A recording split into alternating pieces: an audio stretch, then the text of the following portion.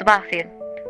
أنا كويسة، يعني باحاول أكون كويسة، بس بصراحة مش عارفة إذا كان ده حقيقي والّا لأ.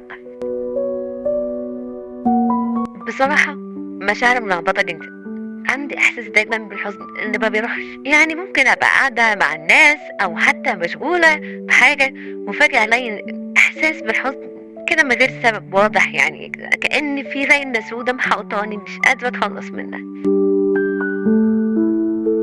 كمان عندي تعب مستمر، يعني حتى لو نمت 8 ساعات باصحى تعبانة جدًا كأني ما ارتحتش خالص، والمشكلة إن ده مأثّر عليَّ في كل حاجة في حياتي، ما بقاش عندي طاقة أعمل حتى أبسط الحاجات، زي إن أنا مثلًا أقوم من السرير أو حتى أعمل شاي الصبح.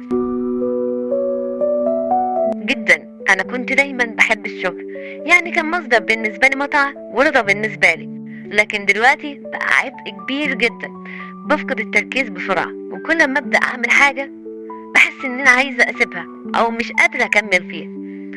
كتير من زملائي وصحابي في الشغل بقى بيسألوا إذا كنت أنا كويسة والّا لأ، لإني ما عُدتش زي الأول معاهم، مش بنفس الحماس أو الإنتاجية أو إن أنا أكون موجودة معاهم في الشغل زي الأول. أيوه بالضبط، حتى في الحاجات اللي كانت بتفرّحني مثلًا زي الخروجات أو المكياج والmakeup مع أصحابي، أنا كنت باحب جدًا أنزل وأخرج معاهم في الكافيهات والمطاعم. دلوقتي لو حد كلمني عشان مثلًا أنزل أروح معاهم في حتة، باحس إن حتى إن أنا مش قادرة، أو حتى مثلًا ممكن أخلق أعذار عشان بس أكون لوحدي.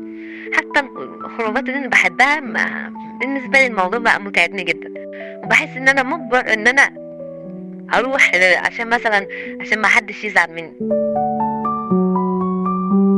كتير جدًا بدأت أفكر بشكل سلبي عن نفسي، أحس إن أنا ما بقيتش زي الأول وإني ما ليش قيمة، بتيجي لي أفكار إن أنا عبء على الناس اللي حواليّا، حتى أهلي، يعني حتى أمي لاحظت إن أنا بقيت متغيّر، دايمًا بتقول لي: "مالِك متغيّرة ليه كده، شكلِك تعبانة."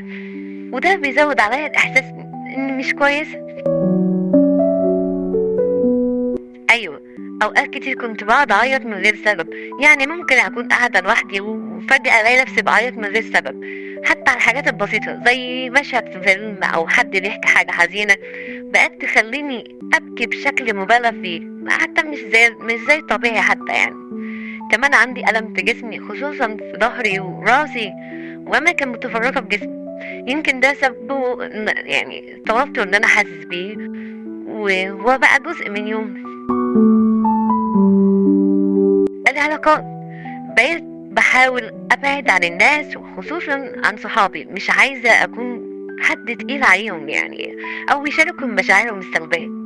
بقى لي شهور ما شُفتش حد منهم، وحتى لمّا حد منهم بيكلمني على الواتساب بقيت باستنى ساعات أو ساعات أيام كمان قبل ما أرد، باحس إني فقدت الرغبة في الكلام أو إن أنا أتواصل مع حد فيهم. أيوه عارفة إن كده باعزل نفسي، بس ساعات باحس إن ده أريح، لوحدي ما فيش حد يشوف حالتي دي أو يتضايق مني، بس برضه باحس بوحدة كبيرة، وفي نفس الوقت مش قادرة أطلب من حد يقف جنبي. بصراحة في الأول كانوا مش واخدين الموضوع بجدية، يعني كانوا بيقولوا لي شدي حيلِك، الموضوع بسيط، أنتِ قدها، ما ينفعش يأثر عليكِ الموضوع كده.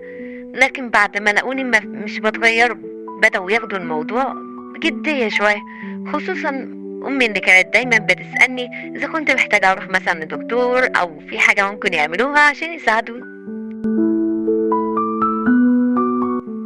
حاولت، جربت أرجع للحاجات اللي كنت باحبها مثلًا زي الmakeup أو إن أنا أتفرج على أفلام اللي باحبها، بس ما فيش حاجة جابت نتيجة، باحس دايمًا إن أي حاجة باعملها مش بتخرجني من الحالة اللي أنا فيها. أيوه بصراحة لمّا بدأت أجي هنا حسيت إنه على الأقل في حد بيسمعني ومش بيحكم عليَّ بدون أي سبب أو بيلومني على حاجة أنا ما ليش ذنب فيها.